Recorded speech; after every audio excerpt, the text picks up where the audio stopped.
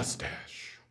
That's right, Movember is here once again, which means I'm rocking this mustache for Movember, helping to raise awareness and funds to help cancer research and men's health. If you have a few bucks to spare, why not head on down to my Movember link in the description box and let's see if we can raise $500 to help save some lives. In either case, thanks for listening. And now, for some dumpster diving. You all know the drill by now. I'm digging through your tweets. I'm digging through your comments to find me some of the hottest, stickiest anime takes you all have. And then throw in my 2 cents as well. It's fun, it's messy, it's the internet. Without further ado, let's do it to it. I've got the feeling Chainsaw Man will go the route of My Hero Academia / Attack on Titan and become so popular that it ends up being hated by the majority of people. Also, Fairy Tail has some of the best female characters out there. I don't think either My Hero Academia or Attack on Titan are hated by the majority of people, as you put it. But they are popular, there's no denying that. I mean, looking at review aggregator sites and other fan sites, as faulty as they can be, it seems that both shows have pretty positive responses. But if you mean to say that one day a loud contingent of people will just crap on Chainsaw Man for no good reason other than it's popular, well, maybe it'll happen. But that's just the seemingly natural life cycle of any anime that reaches a certain saturation point, at least in America. And I think this behavior and phenomena comes from the fact that when anime was more niche than it is today, it took a certain kind of person to even find anime, let alone gravitate toward it. The kind of person who was willing to stray off the avenues of mainstream American entertainment to find something more rough around the edges. Something different. And for a lot of people, that was anime. And that kind of person can be kind of belligerent, especially when it comes to the perception of popularity.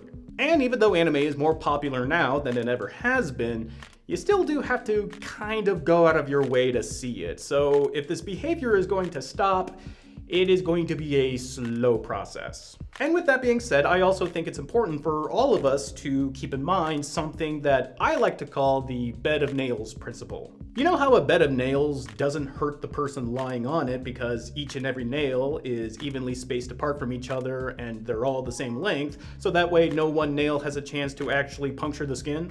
Well, if only one nail is just a little bit longer than the others, it will definitely be felt, even though it's only just one nail. Likewise, in a sea of relatively the same opinion, even just a few naysayers can stick out and attract more attention than they otherwise would get. But again, they're just a few drops in the sea. So yeah, it doesn't surprise me one bit that once an anime gets popular enough, a confederacy of contrarians, so to speak, rise up and drag it, even when they might not have seen it. Oh, and before I forget, Fairy Tail having some of the best female characters around? Gonna have to take your word for it. Nothing about that show interested me in the slightest, and to this day I have yet to see frame 1 of Fairy Tail. But I will give it one thing. It ended. Golden Boy is the best English dub of the 90s. Look, I love Doug Smith's performance as Kintaro Oe, I really do.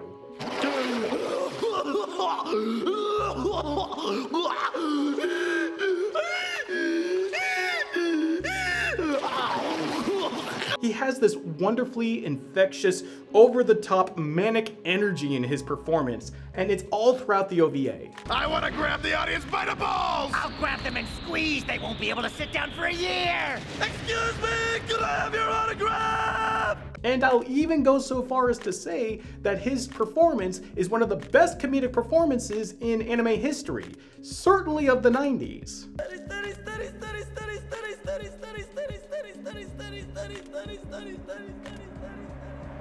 But one performance does not a dub make. And lest we forget, this is an ADV dub. For every standout actor and performance there might be, there's always going to be like 2 or 3 instances where ADV just clearly dragged an intern into the sound booth to fart out a line. Could you tell me who invented all of this? Well, it was originally pioneered by Coach Oe, and everyone else just started copying it because it was so successful. Are you going to go outside? Yeah, I'm delivering some in-betweens. Could you get me a beef bowl from Matsuya's on your way back? No problem! So, no, it's not the best of the 90s. Here's just a smattering of other anime that have a better claim to that title. Here's one. Do we actually need an Urusei Yatsura remake? The original series from the 1980s still exists after all. But this is David Productions and CGI assistant artwork.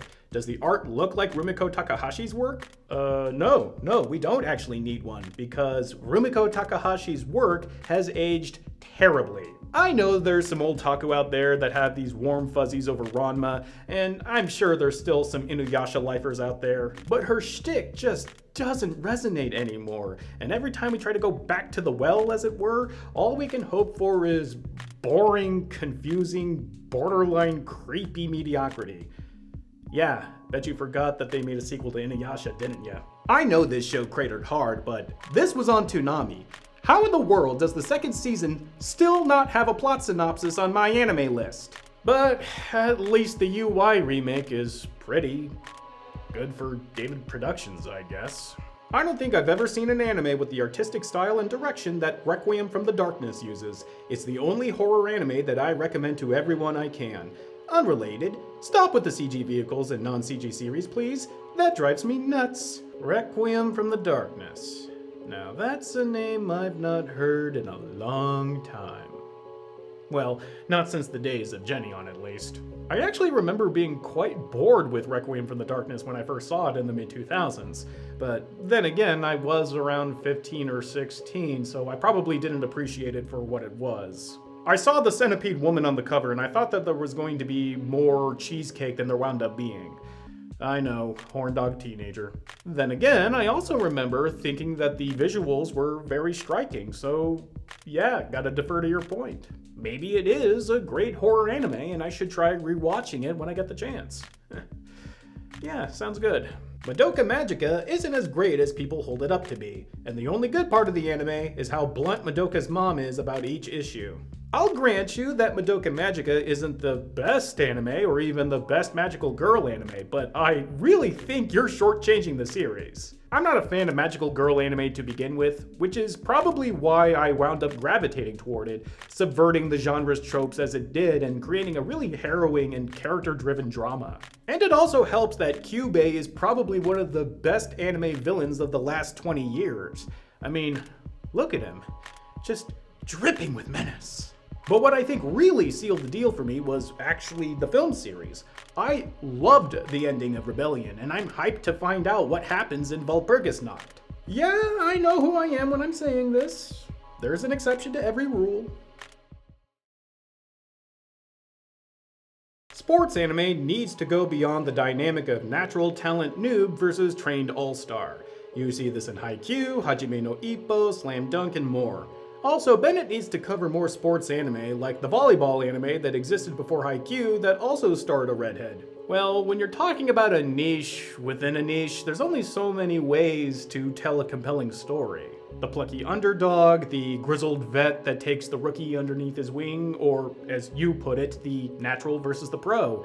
It's all been done before because those are the kinds of stories that naturally come out of a setting that involves competition. Having dynamic character interactions and having an engaging story is made harder when it has to surround a sport. The trick is to find an interesting take or spin on what's been said or done before and create an opportunity to use it. But yeah, I would love the chance to talk more about sports-themed anime further down the line. For instance, there's this rugby anime called Madonna. No, I don't know why it's called that. And I have been meaning to get to Princess 9 for a long time now. Maybe I'll be able to swing it just in time for next year's baseball season. Also, that anime you're talking about, I think, is Attacker U, or its sequel. Neither of which got an official US release of any kind, as far as I'm aware of, so it would be very difficult for me to do an episode on either one of them. But, you know, never say never.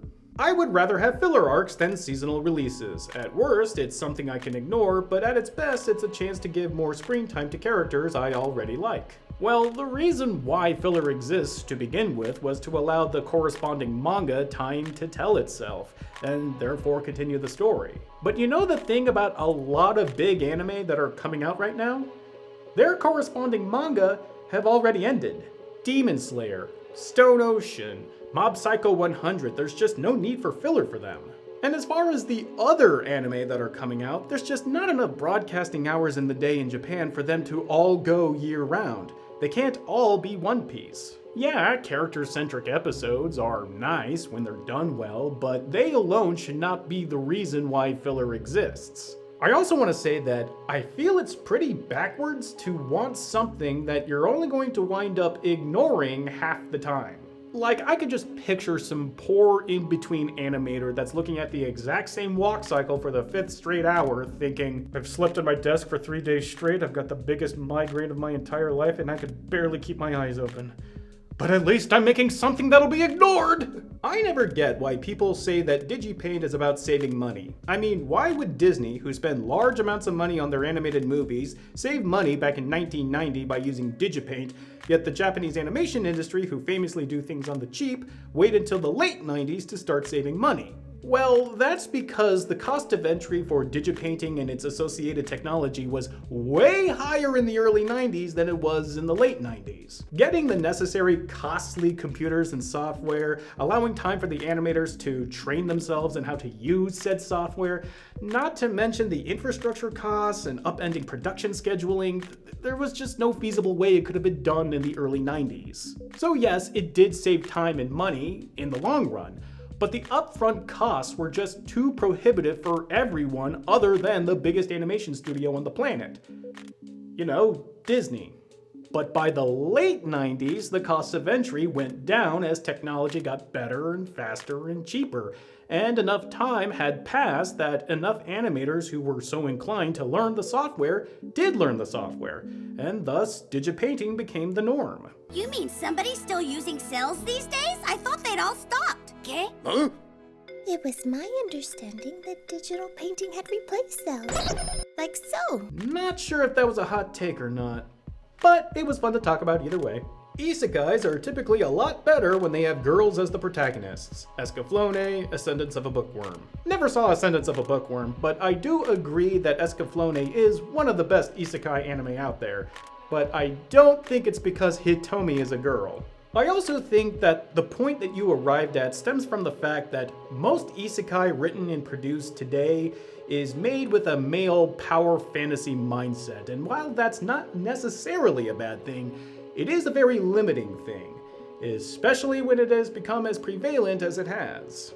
So isekai with a female protagonist automatically means that it doesn't have to constrain itself to fit that mold. And because it doesn't have to do that, it's allowed to be free to explore other story avenues, and that can lead to a more thoughtful, enriching experience. Certainly a more nuanced one. There we go. She now has one brand new slave crest. There was no need to get another one, you know. But I wanted it. It. Rias Grimori is best girl. Well, that's a funny way of spelling Yomiko Reedman. Your Name may have been absolutely beautiful, but as a movie with a story, it was dreadful. Yeah, it was beautiful, but it certainly wasn't dreadful, as you said. It was just Makoto Shinkai retreading the exact same ground he always does. Boy and girl meet, boy and girl are separated, and one pursues the other. The place promised in our early days, the Garden of Words, 5 centimeters per second, must I go on? Your Name did it the best though, which is why it's Makoto Shinkai's only good movie. Of course, he has a movie coming out this month called Suzume no Tojimari, but if the trailer is anything to go by... Nanda, これは? I don't think there's much hope. My hot take?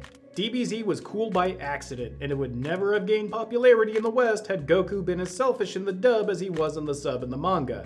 He is an unlikable character who does stupid things so that Toriyama can make cringeworthy jokes about him being a dumb man-child. As an action manga writer, I compare Toriyama to George Lucas. With the help of his editors and some questionable changes from localization, he made something cool. But when given more creative freedom, like in the Boo arc or DBS, the entertainment value of his work just goes downhill. As a comedy writer, I compare Toriyama to Adam Sandler, just making cringeworthy joke after cringeworthy joke, putting in very little effort. While the dub made some questionable changes, the changes to Goku's character were absolutely the right choice. Dear God, you really went for the kill shot, didn't you? Still, I think there is some merit to your argument. I don't think DBZ would have been nearly as popular in America if it wasn't for the fact that Funimation kind of turned Goku into Superman. I am the hope of the universe. I am the answer to all living things that cry out for peace. Every kid growing up with Toonami in the early 2000s could probably recite that speech by heart, and that wouldn't have existed without Funimation, just as an example. And that kind of resonance formed the foundation of the popularity of Dragon Ball Z in America that continues to this day. So yeah, a lot of Dragon Ball Z's staying power owes itself to some localization decisions. But I really don't think we should be throwing Toriyama's editors under the bus like this. Yeah, if Toriyama had his way, we wouldn't have Android 17 and 18, just to name a few differences, but that's what editors are supposed to do, help cultivate good ideas. At least in a platonically ideal world, that is. So no, I don't think it was cool by accident, as you put it. I just feel like it was no different than how a lot of other creative endeavors are made. It was the result of many hands working toward a common goal. But you are right about the cringy slapstick. It's the reason why I haven't gone back to Dragon Ball. My hot take is that Bennett needs to finish his Bubblegum Crisis retrospective. Look, I know it's been 5-ish years since I last talked about anything Bubblegum Crisis related, but you know, I've been busy. I had to get married, I had to make a couple of moves, I had to binge watch Columbo. It's been crazy. I promise I'll get back to Bubblegum Crisis with Tokyo 2040 soon. Really soon. Scat's honor. And I think that's gonna wrap things up around here. Smooth transition. If you enjoyed yourself, please leave a like and subscribe if you haven't. Maybe even check out the Patreon in the description box. We got some cool stuff there. And if you have a hot take on anime, leave them in the comments below. You might just see it on Dumpster Dive next month. Thanks again. Until next time.